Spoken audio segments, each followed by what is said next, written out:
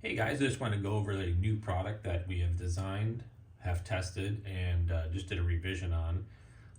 If some of you have watched my Super73 videos for my personal RX, which uses a QS205, I've upgraded the dropouts to incorporate a two-part design. What you're looking at here is the factory design. So these two bolts right here are securing this dropout plate, which is aluminum, and then the axle threads into there.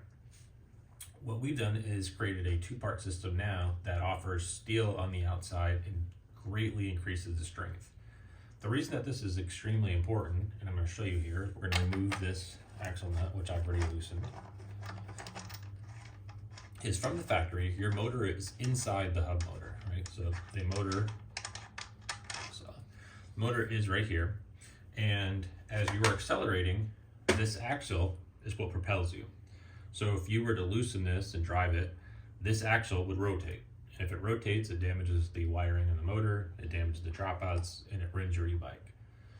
So what Super73 does is they rely on this slotted axle. As you can see on both sides, it's ground flat, and then it's keyed. So basically this plate is keyed, and it stops it from rotating. Well, the real issue here is that this is just aluminum, and you have a heavy bike, you have a heavy rider, and you have torsion happening all the time, every time you hit the throttle. So what happens over time is the lack of being able to maintain this from rotating creates the torsion on the axle. So what a lot of times you'll see is you guys will snap axles. And this is largely due to the fact that the other side of the bike has a locking mechanism that is better than this side, and it prevents that side of the axle from rotating. However, on this side, which is the smaller side of the axle, it doesn't. It doesn't have very much strength to it at all. So what commonly happens is the axle will rotate some, it twists, and then because of that, it gets weak and it breaks and it's damaged.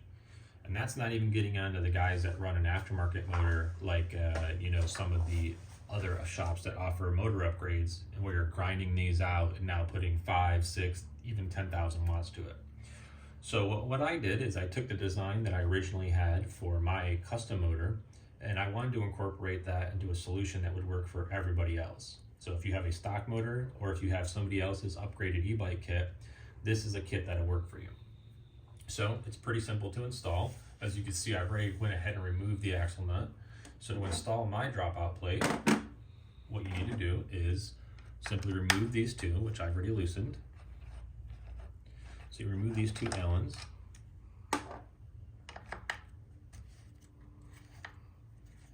You don't want to do this, you want to do this one side at a time, not both, as the wheel will fall out.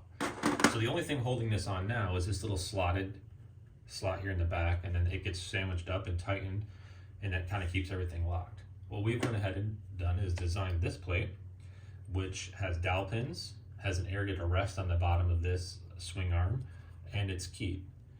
So all you have to do is, once you have this removed, you just go ahead and slide it onto place. As you see, it drops right in the correct spot. You use the included longer Allen bolts. You just go ahead and thread these in.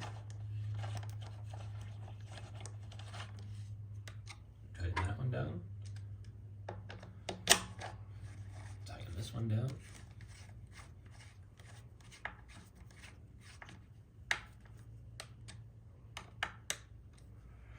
With that tightened, you just take your axle nut again. You would use a washer, I just don't happen to have one here. And then you would tighten it up.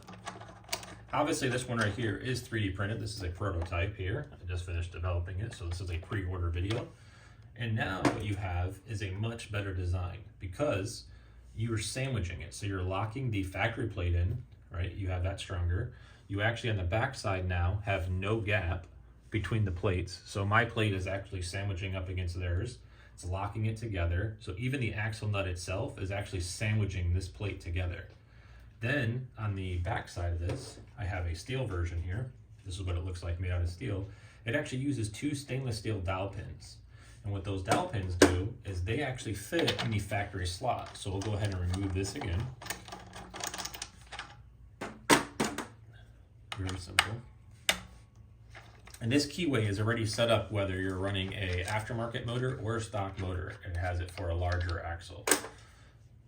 This allows different motors to be used, and it allows the set up to fit, even if your axle is shifted some. Every bike is a little bit different, has different tolerances. So once we got this off, you can see here where those dowel pins. So those dowel pins are sitting right in this open area.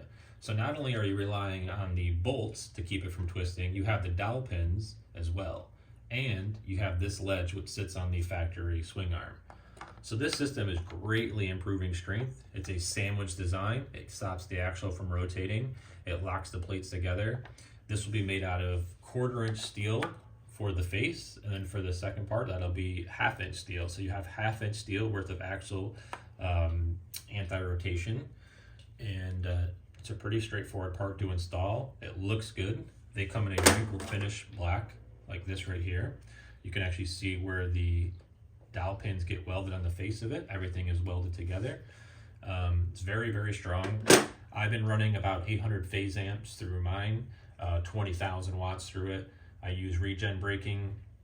I use obviously full throttle. The bike has gone 0 to 60 in 6 seconds.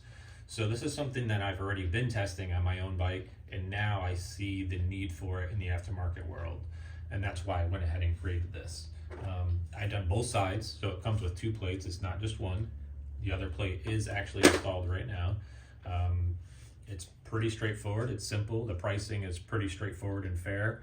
And this is going to be a much stronger design, whether you're a little bit heavier, whether you have accessories on your bike, whether you've upgraded it to 52 volts, 72 volts.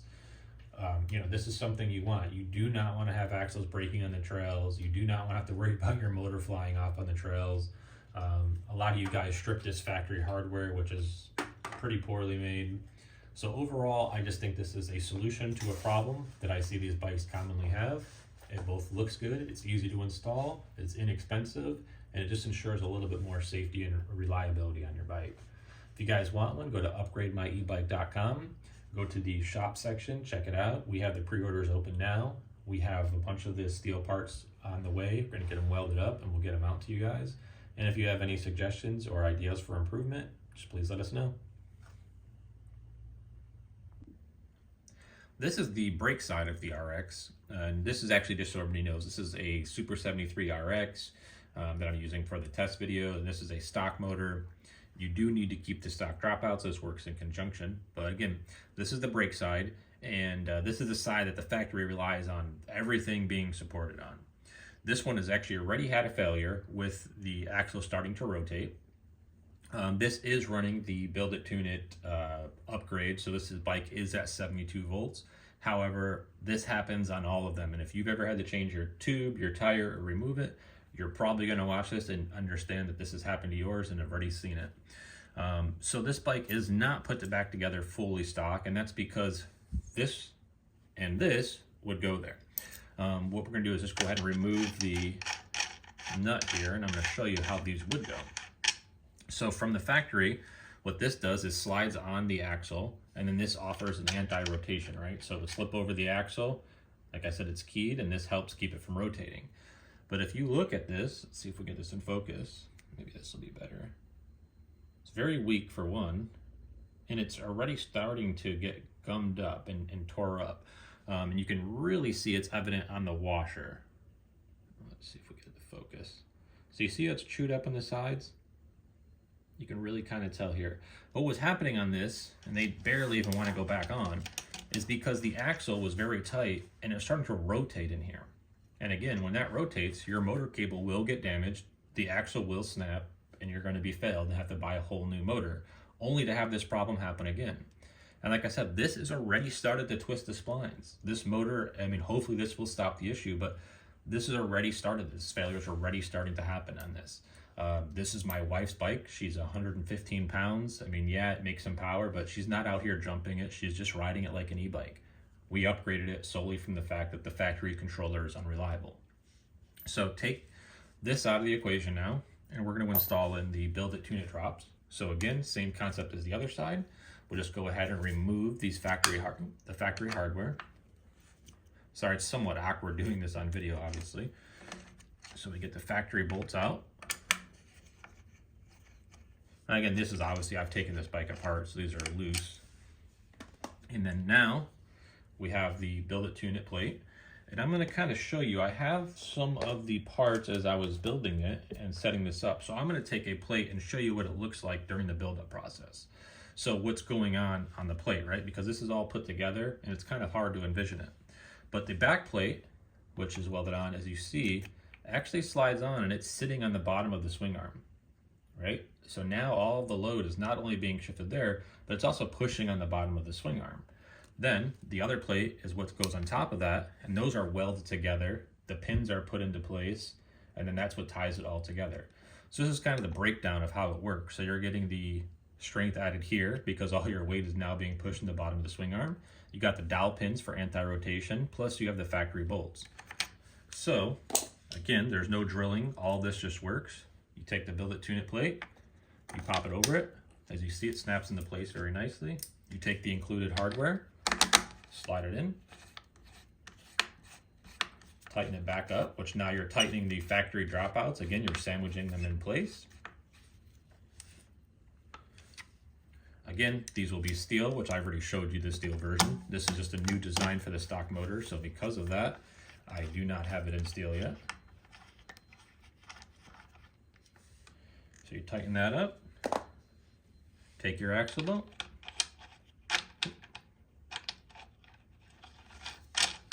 thread it on, tighten it up, and you would torque this to spec, and now you've greatly increased the strength, reliability, and lessen the chances of your axle twisting, which is going to cause a motor failure.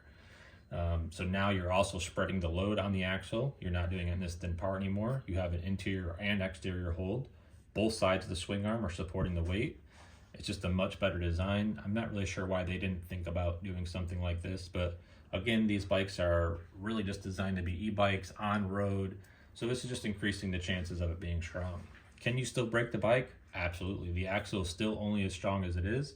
It's still a smaller axle. However, this is just going to increase the chances of stopping it from rotating and twisting the axle, which are two of the plagued problems with this bike. Using this setup again on the QS205 setup that I have, I've had no issues, which I've designed this to work with the aftermarket QS205s or the NBpower motors.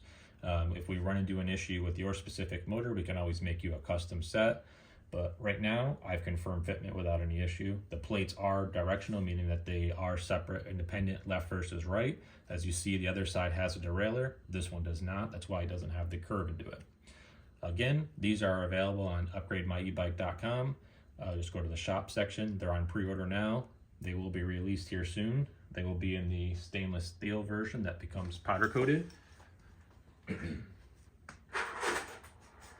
This is what they look like in stainless steel. Obviously this is very, very thick metal. It's welded together. This one was a blooper. I welded through at the bottom a little bit, but I've kept this around just for display.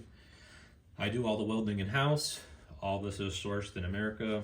All this is done by me locally here in Florida. I designed this myself. I 3D printed them myself.